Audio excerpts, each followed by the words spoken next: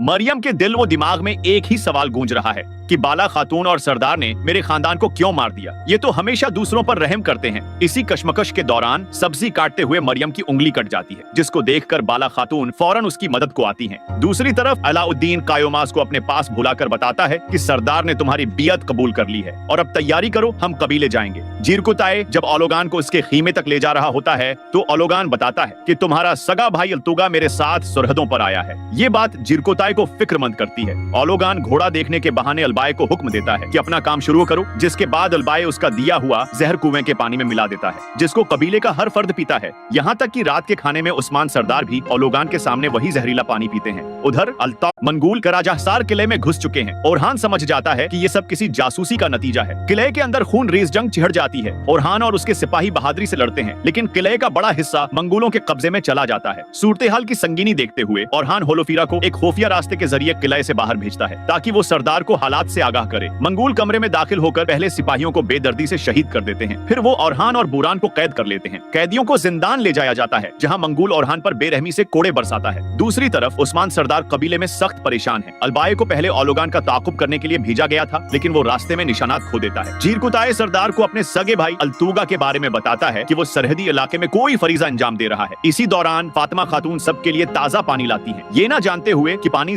ओलोगान के हुक्म पर कबीले के कुएं में जहर मिला दिया गया है। अलबाए ज्यादा पानी लाने का बहाना बनाकर बेगम खातून को साफ पानी देता है। सुबह होते ही होलोफीरा कबीले पहुंचकर उस्मान सरदार को कराजाहसार पर मंगोलों के हमले की इतला देती है। अलबाए ये सब देखकर अंदर ही अंदर खुश हो रहा है, क्योंकि ये सब उसी की वजह से हुआ है। उस्मान सरदार फौरन ओरहान को बचाने के लिए रवाना होते हैं, लेकिन साथ ही जहर ने भी अपना असर दिखाना शुरू कर दिया है। वहीं एक मजदूर जंगल में ओरहान को मंगोलों की कैद में देखकर खतरे का अंदाजा लगा लेता है। कबीले में जहर की वजह से हालात बदतर होते जा रहे हैं। अलाउद्दीन को कबीले आते ही जब हालात का पता लगता है तो वो भी ओरहान को बचाने के लिए निकलने लगता है। तभी गुलताना खातून गर पड़ती है। जहर की वजह से शदीद बुखार और पीठ में दर्द है, लेकिन सब उसको बीमारी समझ रहे हैं। दूसरी तरफ उस्मान सरदार आगे बढ़ रहे हैं। जहर का असर कबीले में बीमारों को देखकर पता चलता है कि ये कोई आम वबा नहीं बल्कि जहर है। फातिमा खातून पानी के बारे में बात करती हैं और फिर पानी को चेक करने पर शक यकीन में बदल जाता है। अलाउद्दीन सिपाहियों को हुक्म देता है कि जब तक पुराने कुएं का पानी साफ नहीं हो जाता, जंगल के कुएं से पानी लाया जाएगा।